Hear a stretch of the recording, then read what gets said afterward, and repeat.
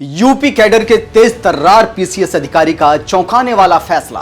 बरेली के city magistrate ने क्यों ठुकरा दी कुर्सी? क्या यह सिर्फ इस्तीफा है या व्यवस्था से मोहभंग? यूजीसी के नए नियम ने कैसे बदल दी एक प्रशासनिक अधिकारी की दुनिया? आज हम एक ऐसी खबर लेकर आए हैं जिसने सत्ता के गलियारों से लेकर शिक्षा जगत तक भूकंप ला दिया है। 2019 बैच के पीसीएस अधिकारी और बरेली के सिटी मजिस्ट्रेट अलंकार अग्निहोत्री ने अपने पद से इस्तीफा दे दिया है। वो पद जिसे पाने के लिए लाखों युवा अपनी जवानी खपा देते हैं, उसे अलंकार ने एक झटके में ही क्यों छोड़ दिया? क्या यह सिर्फ एक इस्तीफा है या व्यवस्था के खिलाफ कोई बड़ी जंग? क्या इसके पीछे सिर्फ यूजीसी का नया नियम है या फिर सिस्टम के भीतर घूटता हुआ एक ईमानदार अफसर की आवाज? चलिए इस्तीफे की पूरी इनसाइड स्टोरी को विस्तार से समझते हैं।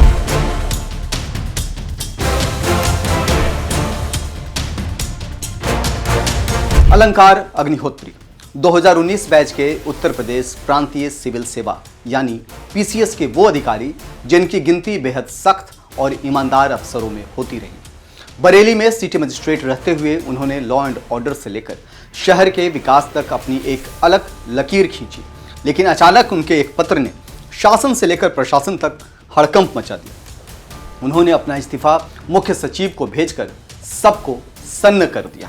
तो मैं तो अभी भी कहता हूं, आपको अगर थोड़ी सी रीढ़ है, शर्म है, थोड़ा जमीर बचा है, तो मैं ब्राह्मण एमपी एमएलओ से बोलता हूं कि आप जो है रिजाइन दे दें तत्काल। सामान्य वर्ग इस समय जो है देश में अब भी जो भारतीय जनता पार्टी का जो करंट एस्टेब्लिशमेंट है उसके साथ नहीं है। सरकार अगर देखेंगे, आप जाएंगे तो इस समय अस्थिरता के माहौल में है। केंद्र एवं राज्य सरकार दोनों तरफ जो है सामान्य वर्ग केंद्र सरकार से अलग हो चुका है। लेकिन कहानी सिर्फ इस्तीफे तक सीमित नहीं है।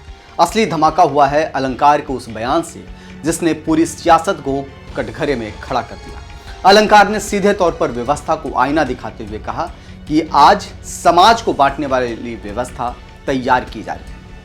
अपने इस्तीफे में उन्होंने गंभीर आरोप लगाए हैं और साफ कहा कि एक ऐसी व्यवस्था बन रही है जिससे पूरा समाज बंट जाए। उन्होंने आरोप लगाया कि आज सवर्ण विधायक और सांसद सिर्फ एक कॉरपोरेट कर्मचारी की तरह काम कर रहे हैं, यानी उनमें रीढ़ की हड्डी नहीं है। कहने का मतलब यह है कि वो अपनी बातों को कह नहीं सकते, रख नहीं सकते और समाज की लड़ाई लड़ नहीं सकते। नेताओं के पास अब रीढ़ नहीं बची है कि वे सच बोल सके और सच के लिए अड़ सके, लड़ सके। सांसद विधायकों में अगर थोड़ी भी हिम्मत है तो वो यूजीसी के नियमों पर खुलकर बोले। अलंकार का इशारा साफ है, वे उस यूजीसी नियम की ओर इशारा कर रहे हैं जिसका इन दिनों खुलकर विरोध हो रहा है। दरअसल UGC promotion of equity in higher education institutions regulations 2026 को लागू किया गया है। इसी नियम के खिलाफ अलंकार अग्निहोत्री खुलकर सामने आ गए। उनका आरोप है कि जनप्रतिनिधि अपनी आवाज खो चुके हैं और व्यवस्था के गुलाम बन गए हैं। एक मजिस्ट्रेट का अपनी ही व्यवस्था के बारे में यह कहना किसी बड़े विद्रोह से कम नहीं। यूजीसी का जो रेगुलेशन अभी आया है, जो 13 जनवरी का जो गजट है भारत सरकार का, उसमें सामान्य वर्ग के जो विद्यार्थी हैं, जो यूनिवर्सिटी में, उनको स्वघोषित अपराधी मान लिया गया है। उनके विरुद्ध समता समिति के माध्यम से शिकायत दर्ज कराई जाएगी। आपको बता दें कि अब हर कॉलेज में इक्विटी कमेटी और इक्विटी स्क्वाड होंगे। वे स्क्वाड हॉस्टल से लेकर लैब तक आपकी निगरानी करेंगे। इसमें सबसे बड़ी खामी है भेदभाव की परिभाषा। इसे इतना लचीला रखा गया है कि किसी भी सामान्य हंसी मजाक या शैक्षणिक बहस को भेदभाव करार दिया जा सकता है।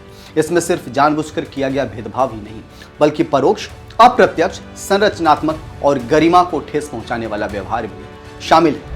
और आपके जो बेटे बेटियां हैं, यदि बेटी है तो उसका शारीरिक शोषण समता समिति के माध्यम से फर्जी शिकायतों का निस्तारण करने के दौरान किया जा सकता है। अगर आपका बेटा प्रतिभावान है तो कोई भी आप पे एक फर्जी शिकायत डाल सकता है और आपके पूरे बेटे का भविष्य बर्बाद कर सकता है। समता समिति के सदस्य जो उनका शोषण कर सकते हैं। समस्या यह है कि इन शब्दों की कोई साफ सीमा या ठोस व्याख्या नियमों में नहीं दी गई है। इसका मतलब यह हुआ कि किसी बात को भेदभाव माना जाए या नहीं, यह काफी हद तक संस्थान की समिति की समझ और उसकी बुद्धि क्षमता या विवेक क्षमता पर निर्भर करेगा। इस पर सबसे बड़ी नाराजगी ये है कि जो हमारे समाज के जन प्रतिनिधि, जो हमारे तथाकथित, जो हमारे जातिगत जो माना जाता है, जो ब्राह्मणों के, जो अपने आप को समझते हैं ब्राह्मणों के नेता समझते हैं, वो लोग भी उस पर कुछ नहीं बोल रहे हैं। जो ब्राह्मण एमपी एमएलए कुछ नहीं बोल रहे हैं और चुप्पी साध के बैठे जैसे वो किसी कॉर्पोरेट कंपनी के एम्प्लॉई हों।